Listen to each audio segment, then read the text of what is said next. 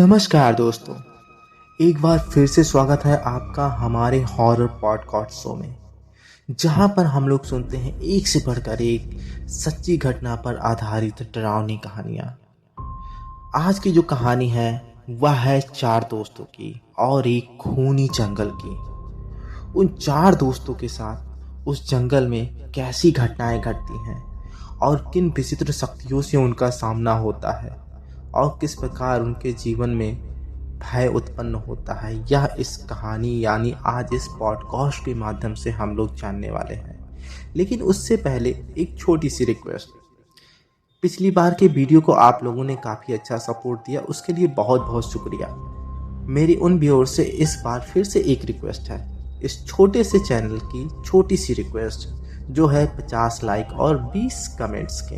हो सके तो इस टारगेट को पूरा करने में मेरी मदद करें ताकि मुझे प्रोत्साहन मिले और मैं आपके लिए ऐसे ही अच्छी अच्छी कहानियाँ ला सकूं। तो चलिए कहानी को शुरुआत करते हैं। तो यह कहानी है चार दोस्तों की जो अपनी छुट्टियों में रोमांच की तलाश में एक घने जंगल में जाते हैं। लेकिन उन्हें यह नहीं पता होता है कि यह जंगल खूनी जंगल के नाम से बदनाम है। हर साल यहाँ कई लोग गायब हो जाते हैं। जंगल की रहस्य और डरावनी कहानियों ने इसे और भी खतरनाक बना दिया है। रवि, अनिकेत, सिम्मी और कृतिका कॉलेज के अच्छे दोस्त थे। एक दिन उन्होंने तय किया कि वे शहर के शोर शराबे से दूर कहीं घूमने जाएंगे। सिम्मी ने सुझाव दिया कि वे पास के शांति वन में कैंपिंग के लिए जा सकते हैं। हालांकि यह जगह खूनी जंगल के नाम से भी जानी जाती थी, लेकिन दोस्तों ने इसे अफवाह मानकर अनदेखा कर दिया।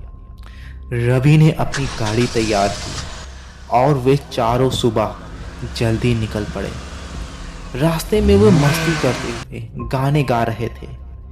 जैसे ही वे जंगल के पास पहुंचे, वहां का वातावरण अचानक ठंडा और भारी लगने लगा।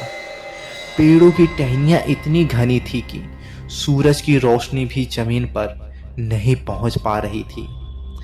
जंगल के पास पहुंचने पर उन्हें एक बूढ़ा आदमी मिला। उसने चेतावनी दी इन लोगों को, बच्चों इस जंगल में मत जाओ, यह जगह सुरक्षित नहीं है। कई लोग यहाँ से कभी लौट कर नहीं आए। लेकिन उन चार दोस्तों ने इस बात को हंसी में टाल दिया, क्योंकि उनको पता था कि ये अफवाहें हैं और कुछ नहीं। अब वे लोग जंगल में पहुंचने के बाद बहुत ही एक्साइटेड थे और इधर उधर थोड़ा बहुत घूमने के बाद शाम हो जाती है और शाम होते ही उन्होंने जंगल के अंदर अपना कैंप लगा लिया। रात का खाना बनाने के बाद उन्होंने आग के पास बैठकर किस्से कहानियां सुनना शुरू किया। अचानक उन्हें दूर से किसी के रोने की आवाज़ सुनाई दी। आवाज़ इतनी दर्दनाक थी कि सिम्मी डर से कांपने लगी। रवि ने कहा, कोई मजाक कर रहा होगा। जंगल में लोग आते जाते हैं, हो सकता है कोई और भी हो हमारे अलावा यहाँ जो हम लोग के साथ मजाक करने का प्रयास कर रहा हो। और ऐसा कहकर वह कहता है, चलो सो जाते हैं। लेकिन कृतिका ने महसूस किया कि आवाज उनके कैंप के पास से ही आ रही थी और उसे भी यह आवाज बहुत ही बेचैन कर रही होती और उसके दिल में एक डर भी उत्पन्न कर रही होती है। अब कृतिका ने टॉर्च उठाई और रवि के साथ आवाज की दिशा में चलने का फैसला किया।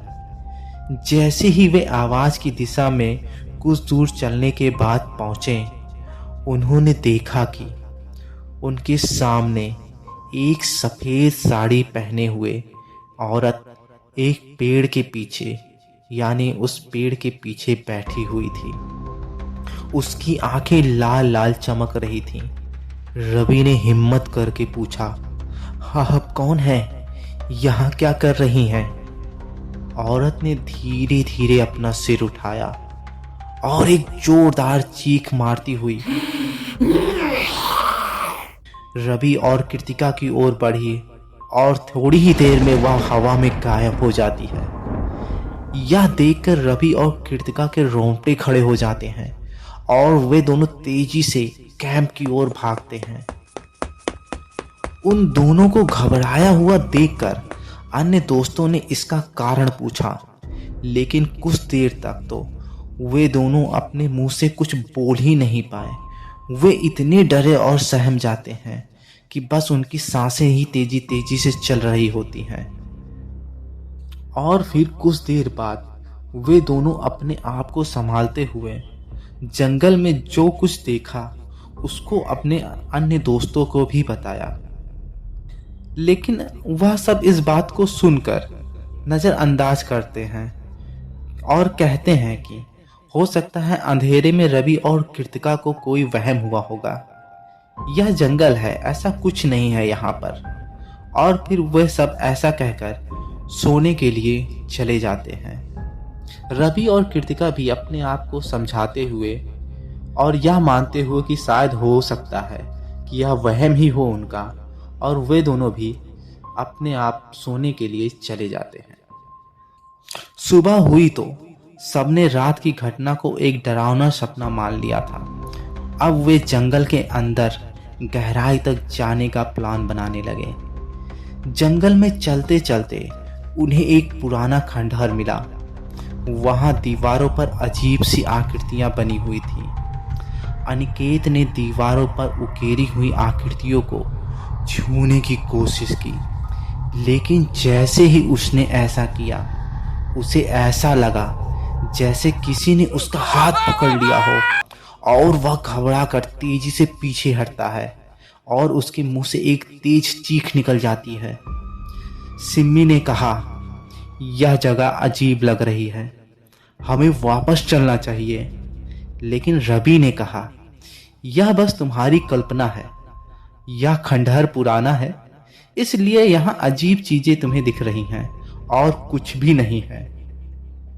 अब उस पुराने खंडहर में कुछ देर घूमने के बाद जैसे ही वे खंडहर से बाहर निकले, उन्होंने महसूस किया कि जंगल का रास्ता बदल गया है। जिस रास्ते से वे आए थे अब वह कहीं भी नहीं था। हर दिशा एक जैसी लग रही थी। अब वे चारों सही रास्ते को खोजने के प्रयास में लग जाते हैं, लेकिन बहुत प्रयास करने के बावजूद उन लोगों को सही रास्ता नहीं मिल पाता है और इस प्रयास में रात हो चली थी। और जैसे ही रात हुई उस जंगल का माहौल और भी डरावना हो गया। उन चारों दोस्तों ने देखा कि उनके चारों ओर अजीब सी परछाइयां घूम रही थी। कोई पेड़ के पीछे छुपता तो कोई झाड़ियों के, और उनके मुंह से एक अजीब सी आवाज भी आ रही होती है। वह आवाज बहुत ही पतली और कानों में चुभने वाली होती है। रवि यह सब देखकर बहुत घबराया हुआ था, लेकिन उसे पता था अगर मैं इन सब की हिम्मत नहीं बढ़ाऊंगा तो यह सब और भी घबरा जाएंगे। इसलिए उसने कहा, यह सब हमारी आंखों का धोखा है, घबराने की जरूरत नहीं है। तभी सिम्मी की नजर एक पेड़ पर पड़ती है और उस पेड़ पर कोई अपनी मानो उंगलियों से खरोच कर खून से लिख रहा हो। यह देखते ही उसकी चीख निकल पड़ती है और सभी दोस्त उस लिखे हुए स्थान को देखते हैं। अब यह सब और भी भयभीत कर रहा था उन सबको। इसके बाद तो मानो भय का सिलसिला ही शुरू हो चुका हो, और दोस्तों ने जो कुछ अनुभव किया वह सब उन सब की कल्पना से भी परे था। खून से सने हुए हाथ सिम्मी के पीठ पर आकर जा चिपकते हैं और एक पंजे का निशान बन जाता है। अब सब लोग इधर उधर भागते हैं। तभी कृतिका को महसूस हुआ कि कोई उसके कंधे पर धीरे धीरे हाथ रख रहा है, लेकिन जब वह पीछे पलटकर देखती है तो वहां कोई भी नहीं होता है। कुछ ही देर में उस जंगल में एक खाना यानी एक स्थान ऐसा था जहां पर उन्हें घनघोर काला घना अंधेरा दिखाई देता है और वह अंधेरा धीरे धीरे एक कोहरे के रूप में उन सबके चारों ओर फैल जाता है, जिससे वे लोग एक दूसरे को अब साफ साफ देख भी नहीं पा रहे होते हैं। और उस काले घने कोहरे की वजह से अब वे सब थोड़ी थोड़ी दूर पर अलग अलग बिखर जाते हैं। सिम्मी एक गहरे खड्डे में गिर गई और रवि को दूर से उसकी चीख सुनाई दी। जब वह उसे ढूंढने गया तो उसे सिम्मी का सिर्फ दुपट्टा ही मिला और उसका कहीं भी नामो निशान नहीं दिखाई दिया। यह घटना रवि को बहुत ही भयभीत कर जाती है। अब रवि सिम्मी के दुपट्टे को लेकर वहां खड़ा ही था, तभी उसे कुछ अपने सिर के ऊपर अजीब सा मंडराने का एहसास होता है और उसके माथे पर कुछ खून की बूंदें टपकती हैं। तभी वह देखता है कि अनिकेत का कटा हुआ सिर उसके ऊपर गोल गोल चक्कर काट रहा था और वह अब मर चुका था। यह देखकर रवि अब जंगल में अकेला ही दिशाहीन होकर एक बार फिर से भागना शुरू कर देता है और रवि अपनी पूरी ताकत से उस जंगल से बाहर निकलने की कोशिश करता है, लेकिन यह जंगल मानो उसे छोड़ने के लिए तैयार नहीं था। सुबह होते ही पुलिस को उनका खाली कैंप और खून से सने कपड़े मिले। चारों दोस्त कभी कहीं दिखाई नहीं दिए। रवि, अनिकेत, सिम्मी और कृतिका के अचानक गायब होने के बाद पुलिस ने पूरे इलाके में खोज शुरू की, लेकिन जंगल इतना घना था कि पुलिस को कुछ भी नहीं मिला। बस एक खून से सना हुआ दुपट्टा और कुछ अन्य सामान मिले थे। यह मामला स्थानीय लोगों के बीच एक रहस्य बन गया। कुछ लोग कहते थे कि यह जंगल असाधारण है और यहाँ अनहोनी घटनाएं होती रहती हैं। लोग कहते थे कि जंगल में कोई प्राचीन सांप था जो यहाँ आने वाले को खा जाता था। इसके कुछ दिनों बाद जंगल में एक और दर्दनाक घटना घटी। एक परिवार जो जंगल के पास छुट्टियां मनाने के लिए आया था, वह भी अचानक लापता हो गया। पुलिस ने फिर से जांच शुरू की, लेकिन फिर वही हुआ, कुछ नहीं मिला।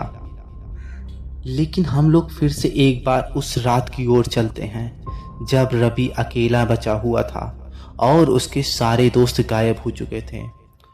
उस रात के बाद रवि ने जो कुछ भी अनुभव किया वह न केवल डरावना था बल्कि खौफनाक हकीकत भी था।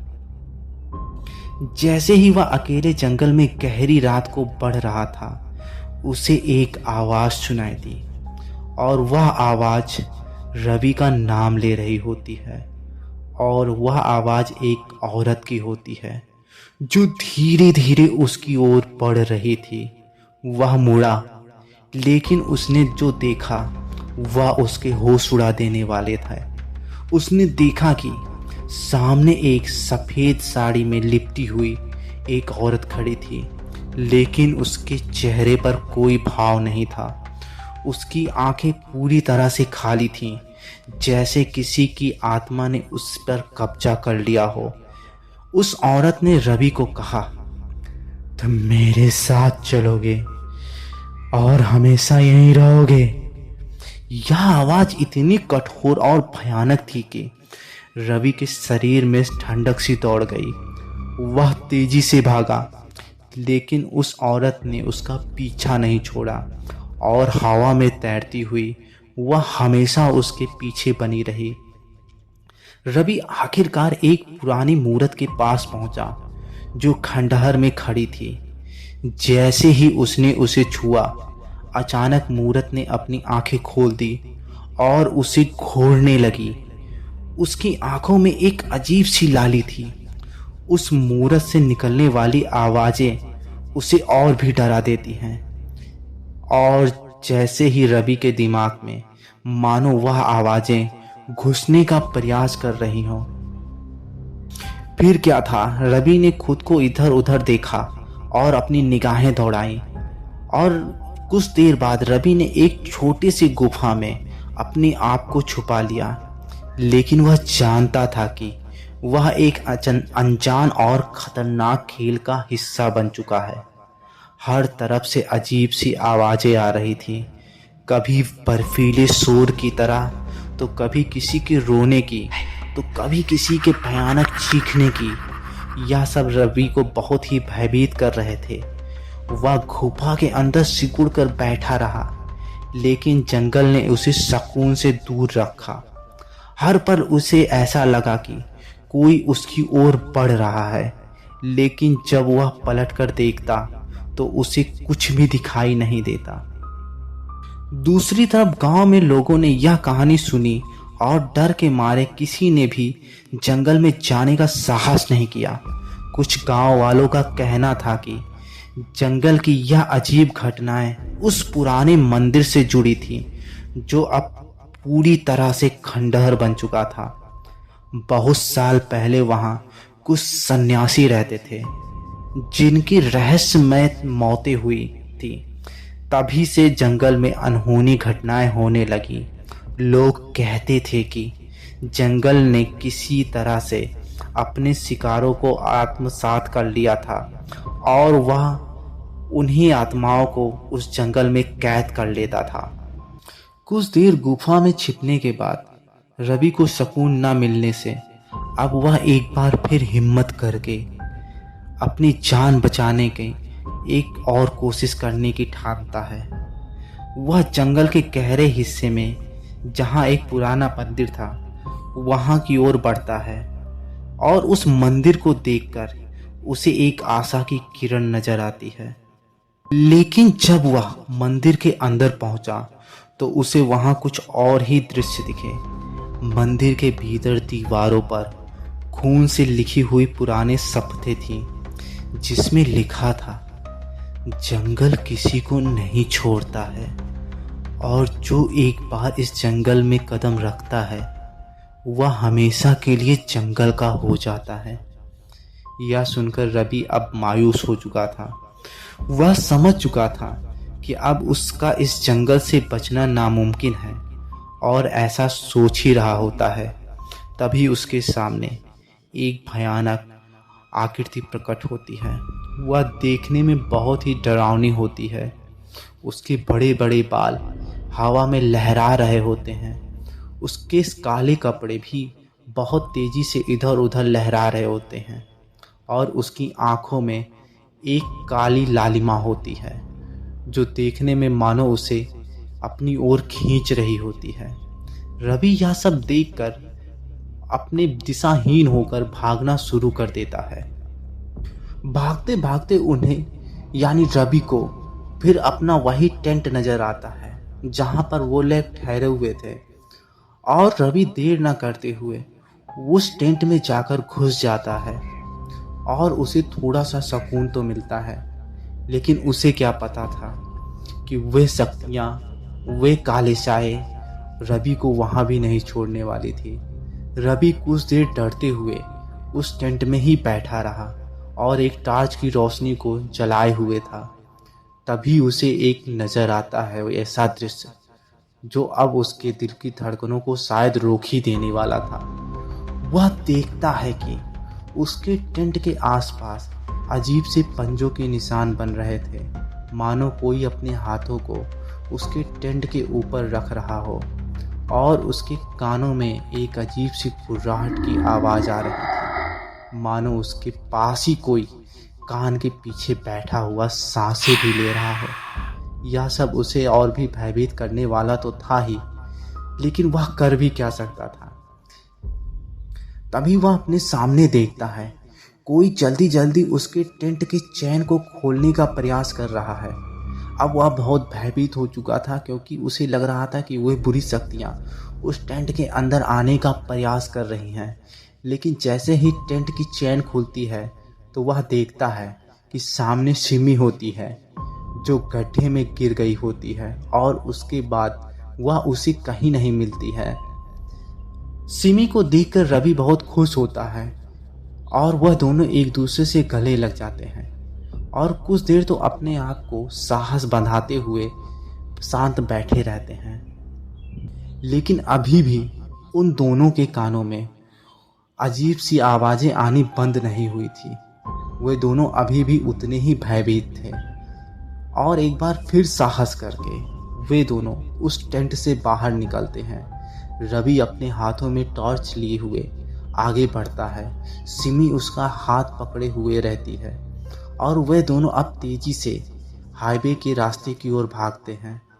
भागते भागते उन्होंने महसूस किया कि उनके पीछे भी कोई तेजी से दौड़ रहा है और एक चीख भी अजीब सी निकाल रहा है। और यह चीख मानो किसी की डायन की होती है जो बहुत भयानक हंसी हंस रही होती है और वह कहती है कि तुम दोनों बच नहीं सकते हो, भाग लो, जितना तेज हो सके उतना तेज भागो, कोई नहीं बचता है इस जंगल में आके, भागो और तेजी से भागो। यह सुनकर दोनों के रोंगटे खड़े हो जाते हैं और वे भागना छोड़ते नहीं हैं। तभी वह दोनों एक गांव के पास पहुंचते हैं जहां पर एक मंदिर होता है। उस मंदिर के पास वे लोग तेजी से पहुंच जाते हैं और उस मंदिर के परिसर में पहुंचने के बाद उन दोनों को एहसास होता है कि अब उनके कानों में ऐसी कोई बुरी शक्तियों की आवाज़ नहीं आ रही थी जो पहले आ रही थी और वे काली शक्तियाँ और छाए भी अब उन्हें दिखाई नहीं दे रहे थे। और इस तरह से रवि और सिमी की जान बच जाती है। लेकिन उन दोनों ने अपने इस जंगल के कैंपिंग में अपने अन्य दो दोस्तों की जान गंवा दी थी।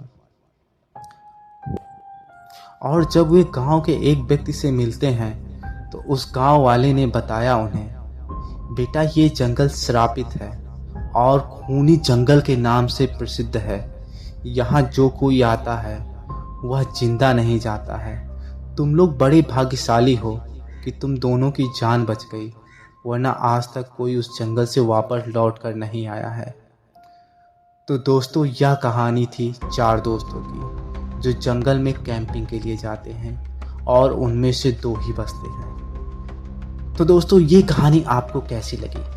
अगर कहानी अच्छी लगी हो तो इस छोटे से चैनल के छोटे से टारगेट को पूरा करने में मेरी मदद करिए ताकि मेरा चैनल ग्रो हो सके और आप लोग के लिए मैं अच्छी अच्छी कहानियाँ लाने के लिए प्रेरित हो सकूँ। फिलहाल उन दोस्तों का बहुत बहुत दिल से थैंक यू जिन्होंने मेरे वीडियो को लाइक किया और पसंद किया और साथ में सब्सक्राइब भी किया। उम्मीद करते हैं नए व्यूअर्स से कि आप लोग भी ऐसा ही करेंगे। और कमेंट बॉक्स में मुझे ज़रूर बताइएगा कि आप किस ज़िले से, किस राज्य से इस वीडियो को देख रहे हैं। फिलहाल वीडियो पूरा सुनने के लिए आप लोग का दिल से बहुत बहुत धन्यवाद।